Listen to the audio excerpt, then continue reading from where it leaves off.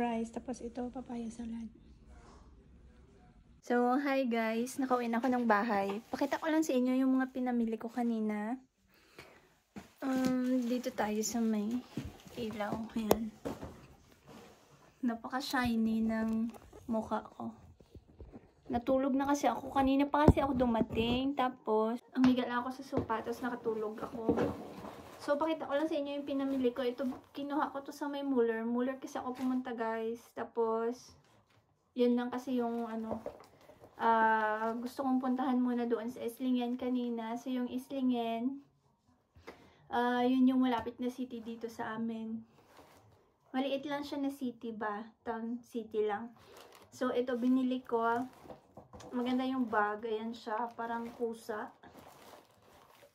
Tapos, kasi yung binili ko is, bumili ako ng ito. Ano siya? Hair styler, straight, and curls. So, binili ko. Kasi yung luma ko, guys, dinala ko sa Pilipinas nung umuwi ako from Avon kasi yon. So, medyo luma na, kaya dinala ko siya pa uwi. Tapos, bumili ulit ako ng bago. So, nakalagay naman dito, pwede siya sa straight. Tapos, pwede din siya i-curl. Tapos, yung mga the rest, yan, bumili ako ng tampons. And ito, organic. Try ko to guys, kasi organic siya. Tapos, Baumwolle. Ano siya, cotton. And, vegan siya guys. So, try ko to.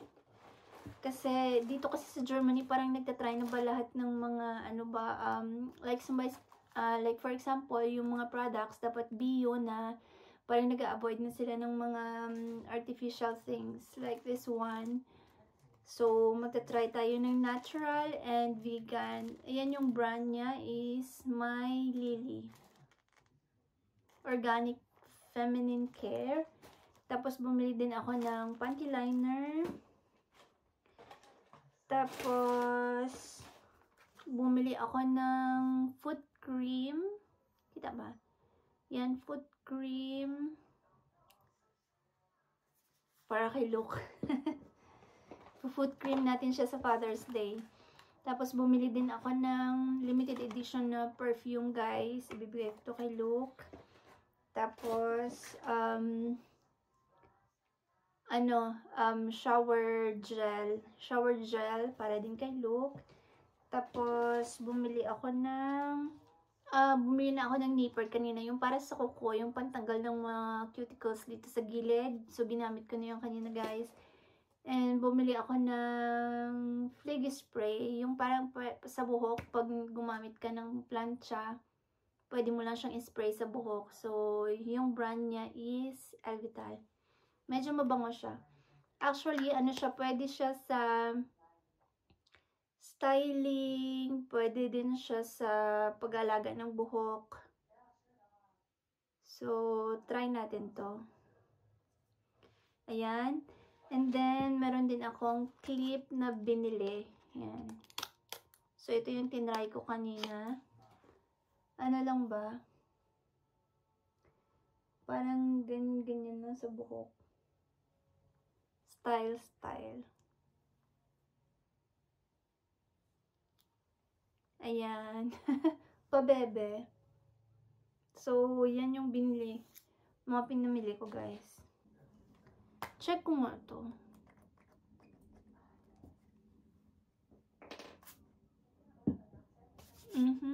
Mabango naman siya.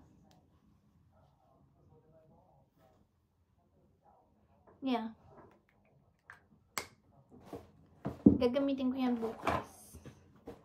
Kasi aalis kami bukas para mag-celebrate ng Father's Day.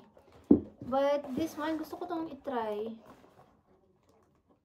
Try ko kaya siya ngayon.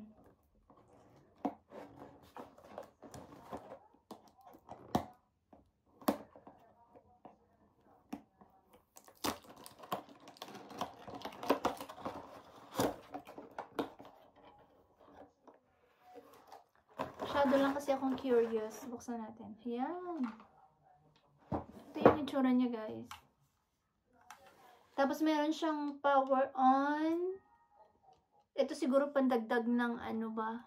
Kung gusto mong dagdagan yung init. Tapos dito may minus, tapos plus, and then dito yung on. How it works. Let me try.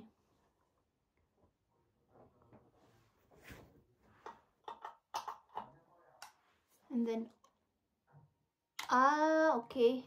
Meron siyang ano dito guys, oh, parang lock. Ayan. Siguro pag ganyan, tapos ilalock. Hindi na siya gagalaw, tapos open mo na lang, tapos ganyan. Tapos, check natin, i-on ko. So, nasa 200 yung heat niya.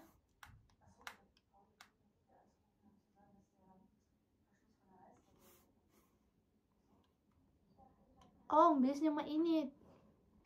Check ko yung manual. Sobrang init ng 200, guys.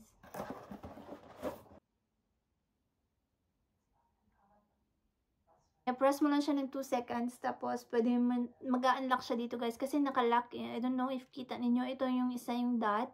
May lock yan siya, tapos pwede kang mag-choice kung ano dito, nasa 160 yung pinakamababa, and then next 180, tapos 200 yung pinakamataas. So, sabi dito is wipe, hindi ko na siya nalinisan. But, in fairness, mainit siya. So, try natin. Excited ako. Paano ba? Ano to? 160 na to, pinababaan ko na yung init. Ganda naman niya. Ayan. So, may bago na akong straightener. Nag-curl na yung buhok ko, guys. And then, to turn off ko lang siya. Okay. Yun na. Tapos, close. Ilalock ko siya. O, diba? Ganda. So, that's it. Pansit. All around. Meron kasi ako, nung kinuha ko kasi to, ano ba? Parang may bumalik ng ibang item. Same item, pero hindi ito guys yung kinuha ko, yung binalik. Pero nakita ko may binalik. Tapos sabi ko baka hindi siya maganda. Pero okay naman na siya.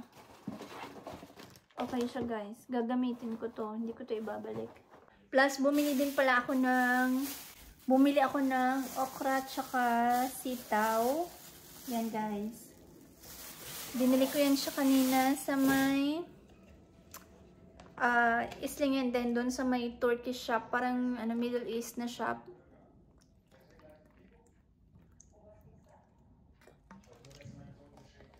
Kasi meron pa akong mga buto-buto doon last time na binili ko sa may Kaufland.